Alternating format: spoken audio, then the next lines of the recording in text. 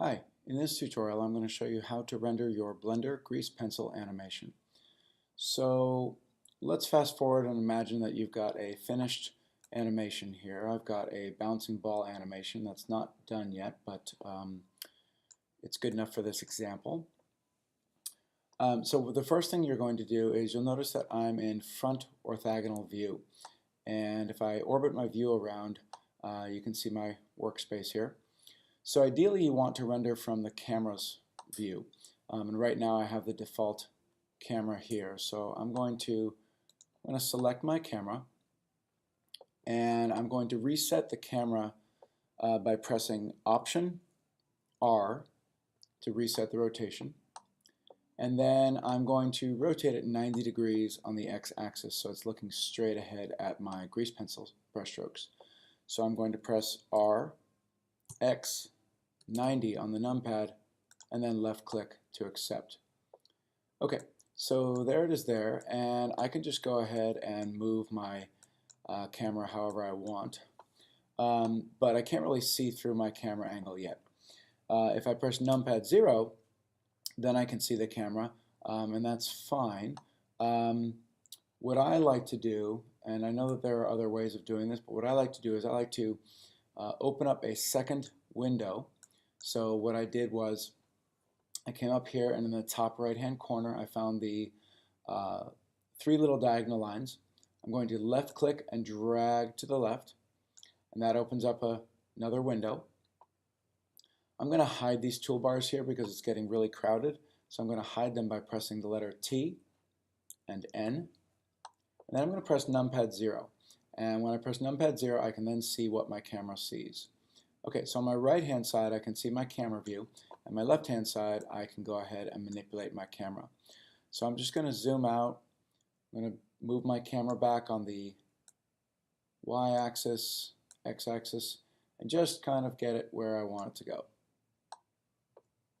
And you'll find that you have to pan your view a little bit, zoom in, zoom out. Get it just right. Maybe I'll move it up on the z-axis a little bit. Okay. Alright, so I'm pretty happy right here. You can see on the right hand view where everything is, so I'm pretty happy there.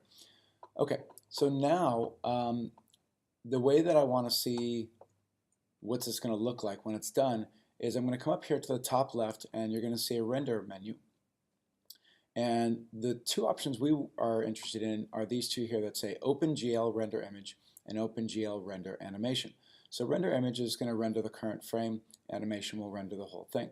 So if I choose render image, you'll see that I get whatever angle I'm currently at right here. So I can even see the camera, which I don't want to see, and it's at an angle. I'm going to press escape to get out of that. And if I rotate the view around backwards and do the same thing, you'll see I get the same result. So it basically renders it the way you are currently seeing it. So what I want to do is I'm going to flip into camera view by pressing numpad 0. And again, if I render the image, you'll see that I get the image and it looks just fine. You'll also notice that I can actually see the light or the lamp inside there. So the way that you hide the lamp is you're going to come over here to your toolbar on the right hand side. If you're not seeing it, you can press the letter N, and you're going to scroll down until you see a category called display. And you're going to open up display, and you'll see this checkbox that says only render. So you're going to activate only render, and what basically disappears is your 3D cursor, your lamp, and your 3D grid.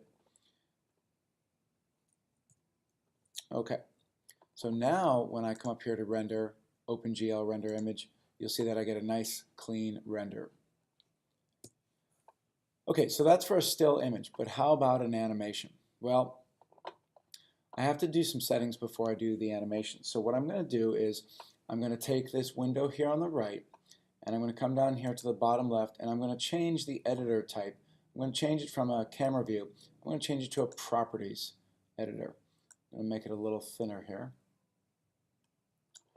Okay, so you'll see that I've got these tabs up at the top here, and this is really how you can really change your scene around and all that kind of good stuff. And you want to go to the first tab. It's called the Render tab, and it looks like a little camera. So I'm just going to go through here and show you the most important things. So down here there's resolution, and that is the size of your window, of your render window, and currently it's at 50% of the normal default size. I usually recommend bringing that up to 100%. And right now with the numbers here, 1920 by 1080, that would give you on YouTube HD quality renders, so 1080p HD quality renders. So you can just leave it as that. Check your start frame and your end frame and make sure they're set. So I have a 100 frame animation here. I'm going to scroll down some more. Okay, so now you want to go to a category called output, and this is where you are going to save your animation to. So I'm going to come down here, and right now it says it's going to a temp file. I don't want that. So I'm going to click on the folder icon, and then I'm going to come over here on the left hand side and I'm going to click on desktop. And I'm going to go ahead and call this GP test render. Just real simple. And of course you can call it anything you want. I'll click on accept, and there we go. So now it knows the name I want to save it as, and it knows where I want to save the location. Okay, so now underneath here there's a little pop-up menu right now that says PNG, ping. And this is the file format. So what do you want it to be? Do you want it to be a bunch of images, or do you want it to be a movie? So in this example I'm going to choose movie, and I'm going to choose this option here called FFmpeg video. Now I forgot to mention at the beginning of the video that this is the latest version of Blender. It's version 2.79, and you should always be using the latest version of Blender so that you get the best out of Grease Pencil. Okay, so I chose FFmpeg video, and now I'm going to scroll down and I'm going to find the category called encoding, and you're going to open up encoding. Now underneath encoding you're going to come here to where it says presets, and you're going to choose the second option, which is H.264 in MP4. And a lot of you will know that that is a common web streaming format, very high quality, and it's just a great format all around. Okay, so that's pretty much it.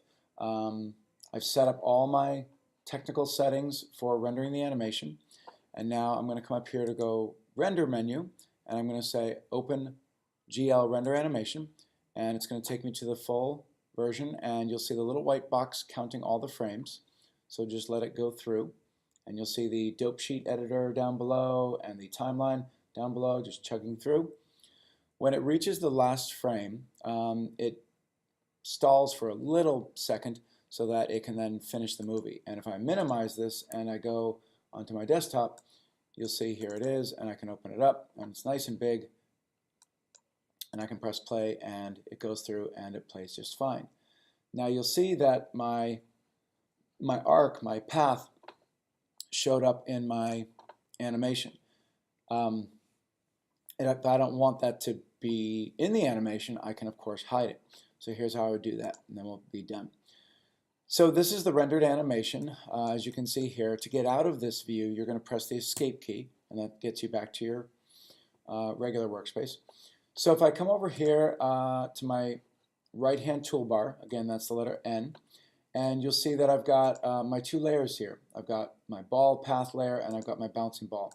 If I want to, I can just click on the little eyeball next to the ball path layer, and then it won't show the path, and it's just the bouncing ball by itself. The problem is that I also lost my ground line. I probably should have made a third layer for the ground.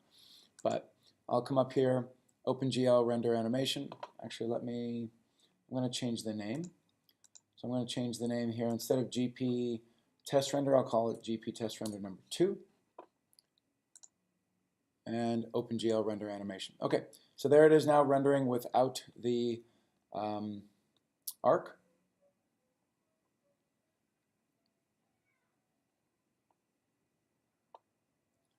All right, and it should be all set. Had to do a little thinking. Okay, and here's my second one here, and you can see it's the same animation minus the arc, and there we are. So that's basically it. It's setting up the camera, then setting up your render settings for your scene, and then actually executing the render. So I hope this helps you out, and I will see you in the next tutorial.